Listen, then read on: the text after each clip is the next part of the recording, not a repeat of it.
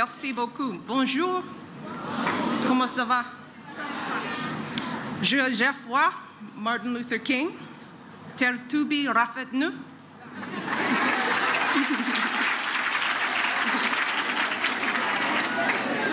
It is such a pleasure and such an honor to be here in the land of Teranga.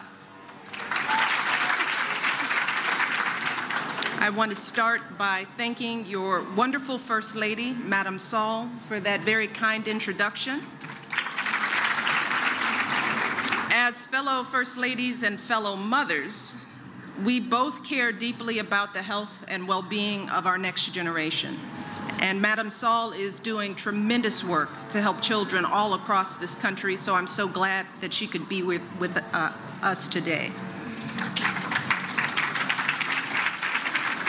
I also want to thank your principal, Principal Saul, for her incredible leadership to ensure that you all get the very best education possible.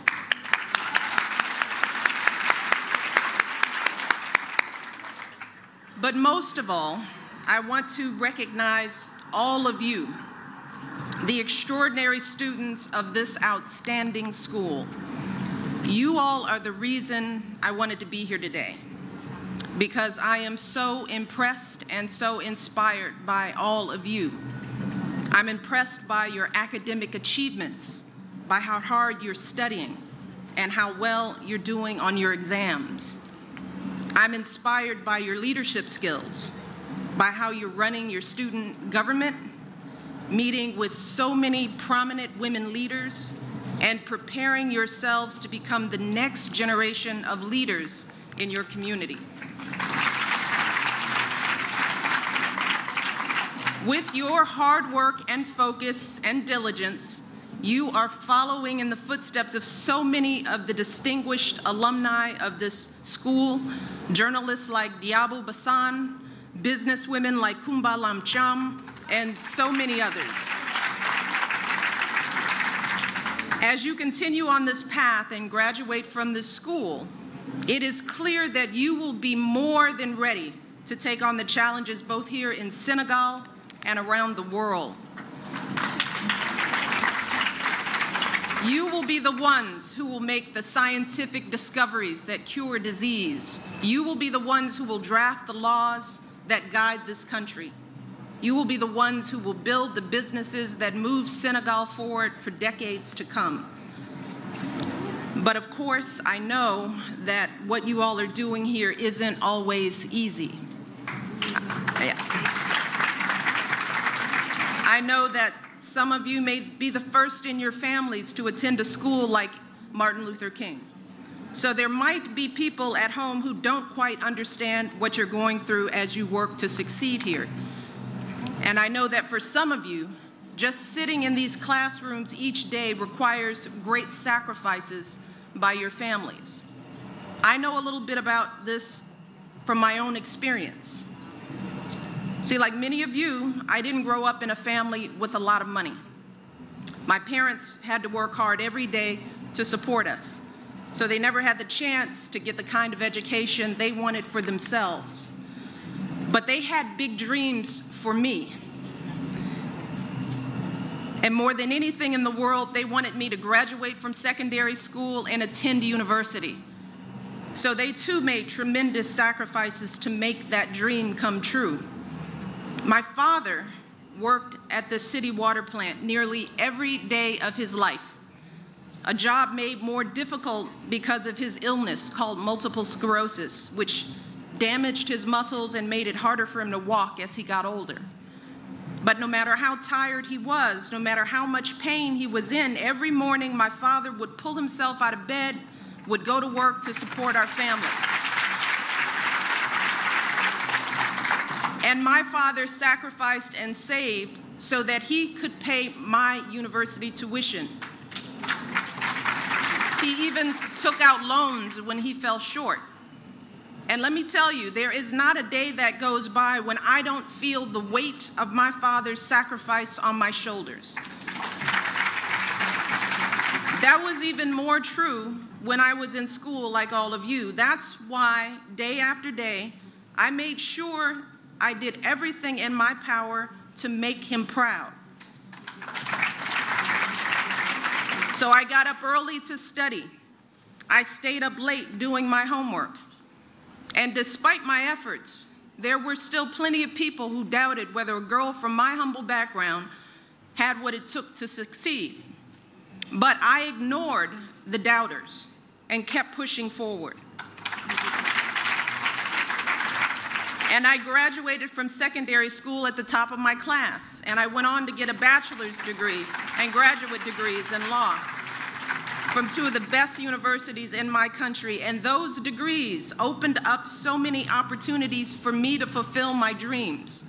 So over the course of my life, I've worked as a lawyer, as the director of a youth organization, and as vice president of a hospital. Because I had a good education, I was able to provide for my family, give back to my community, and now serve my country as First Lady. So I know that it can take real courage to pursue your dreams, to come to this school, to pour yourself into your education, to envision possibilities for yourselves that no one could ever imagine. But don't ever forget that by investing in your education, you are doing the very best thing you can do, not just for yourselves, but for your children and your grandchildren. And you're also doing the very best thing that you can do for your country. That's true here in Senegal and in the United States and across the globe. When girls are educated, their countries become stronger and more prosperous.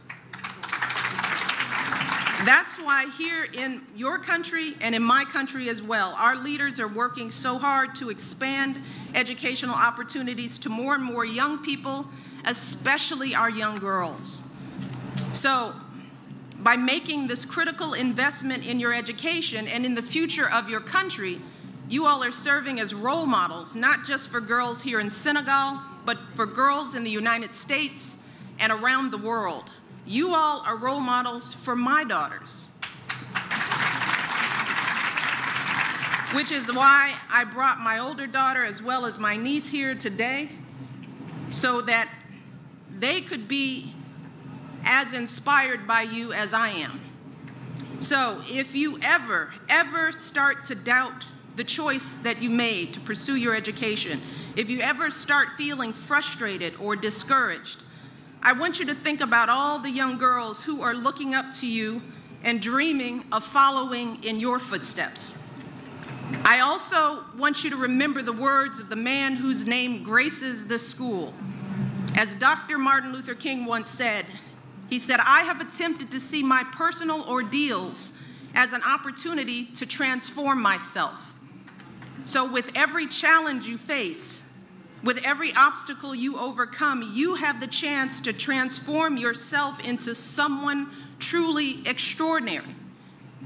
And finally, I want you to think of the great South African president, Nelson Mandela, who is very much in our thoughts and prayers right now. I want you to think about this.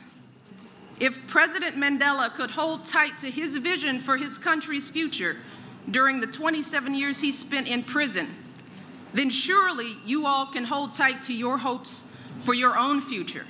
If President Mandela could endure being confined to a tiny cell, being forced to perform back-breaking labor, being separated from the people he loved most in the world, then surely all of us, we can keep showing up and doing our best, showing up for school each day, studying as hard as you possibly can. Surely you can seize the opportunities Mandela fought for all of us.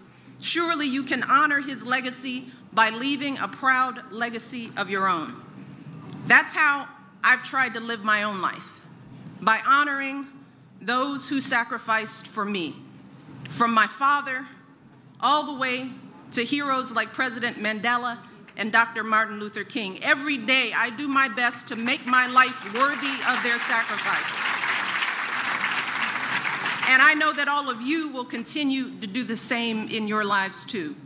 And today I want you to know just how proud I am of you. And all of us, President Obama, I, your families, your teachers, your country's leaders. We all believe strongly in all of you, and we cannot wait to see everything you will do and achieve in the years ahead. Merci beaucoup. Thank you for hosting me today, and I wish you the very best of luck. Bonne chance.